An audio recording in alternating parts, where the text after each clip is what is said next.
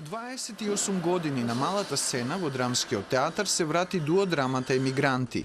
Постановката по текст на полскиот драматичар Славомир Мрожек ја режира Зоја Бузалковска на иницијатива на актерот Дамјан Цветановски. Неговиот починат татко, Владо Цветановски, ја постави истата представа, која со голем успех од 1992 до 1995 година во овој театар ја играа Сенко Велинов и Ѓорги Олевски. Мрожек како писател фигурирал кај нас во нашиот дом од секогаш.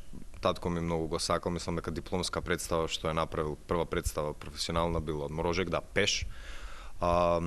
И понатаму го има режирано, брат ми исто така да сум израснат во дом каде што се читал, иако е така да речеме современ автор, кој не е многу изложен во Македонија, но сепак многу ми се допаѓаат неговите драми, мислам дека секогаш зборуваат за некои актуелни проблеми, дека имаат некој убав интересен говор во нив, потребни се некакви, има филозофски големи прашања кои се потребни во секое време да се споменат и решаваат. Навистина излезе тоа случајно, таа соработка, кажев на една проба на чудна случка со куќето во ноќта, дека јас сете оваа година некако не се сетив, бидејќи беше уште пандемиска година, дека воопшто е време за пријавување проекти.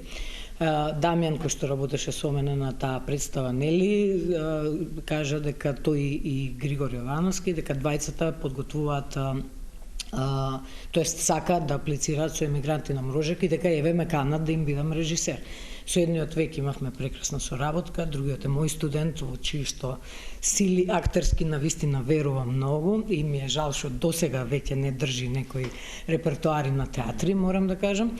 Така што со огромна радост прифатив, а се разбира дека мораше да имам што сакам да кажам. Од слоевитата трагикомедија на Мрожек, Бузалковска прави концепт со фокус на денешните емигранти во туѓина, но и дома. Ни се чинеше дека некако темава денеска е малце и емигранти во сопствената земја, односно кога некој и во сопствената земја се чувствува како во туѓина и кога просто не може да го најде своето место во, да речем, во општеството, не може да најде на каков јазик треба да зборува, не може да најде со кого да зборува, некако ни се чинеше дека тоа е доста клучно да го артикулираме низ таа представа. Мислев дека имам што да кажам на таа тема, особено во време во кое што емигранти има многу, и имигранти, нели, и емигранти, и оние кои што се заменуваат, и оние кои што доаѓаат, кои што го губат своето гнездо, своето огниште, својот дом. И многу е страшно кога причината за тоа, и уште пострашно ми се чини кога причината за тоа не е војна, туку кога на изглед ништо не се случува, но се случува многу. А искуство со миграција од една година во Словенија и Италија имал и вториот учесник во представата Григор Јовановски, што несомнено било инспиративно за градење на улогата. Неисцрпни се можностите, особено кај нас, Македонија, да се инспирира човек од такви примери. Исто така јас бев година дена живеев надвор од Македонија. Каде живееше? Словенија, Италија, така се почувствува како емигрант. Бев емигрант, бев емигрант. Таму се соочував секојдневно, се запознав со еден куп такви луѓе на кои што избегале најчесто од финансиски, истовремено и од политички причини, голем дел од нив. Луѓе кои што таму честно си го заработуваат лебот, кои што исто така сонуваат дека еден ден ќе се вратат дома. Действието во представата Емигранти се случува во новогодишната ноќ, кога далеку од дома, едниот од политички, другиот од економски причини, а двајцата со различна интелектуална и социјална позадина се соочуваат со себе си низ соочувањето со другиот. При тоа се отвораат екзистенцијални и филозофски прашања, а клучно е тоа за слободата и робството денес. Прику динамичните реплики доаѓа до израз апсурдот на неразбирањето меѓу овие два света од луѓе за кои пишува Мрожек. Се работи за неразбирање, за недоразбирање, за еден присилен живот во кој што две изгубени души некако не можат една со друга и не можат една без друга никако. И тоа е за мене возбудливото, дека во тој свет на комплетна осама, во тој свет на комплетна деградација, дури такви двајца луѓе кои што воопшто не можат да се разберат, кои што зборуваат сосема различен јазик, каде што она што е мечта или сон на едниот воопшто не може да биде мечта и сон на другиот и обратно, ми се чини дека сепак некако не можат еден без друг. Според прикажаното, двајцата протагонисти покажаа сериозни бравури. Дамјан Цветановски во улогата на АА.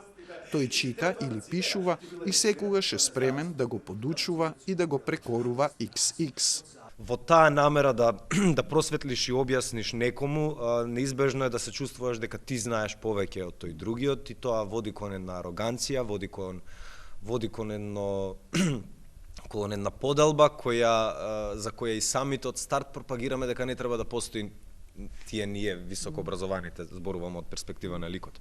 А XX на Григор Јовановски е прост, но не и глупав, како што и самиот вели во представата. Другиот полека, но сигурно станува роб на капитализмот од друга страна. Тоа е еден едноставен човек кој што семеен човек исто така. Кој што се што во животот сака е еден скромен, мирен живот, да се врати дома, да изгради куќа на спрат со парно грејење. Сликата за животот во емиграција, во сутеренот на една зграда, сценографот и дизајнер на светлото Мартин Манев вешто ја решил, правејќи инсталација од железни цевки. Таа го следи текстот, но и естетски и функционално го задоволува поимот за скрпен дом. Просторот е специфичен, ќе се види тоа за што се работи. Може би малку утриран, пренагласен и слично, а може би и не, може би и дотаму стасала реалноста во меѓувреме, додека ние живееме во своите сонништа.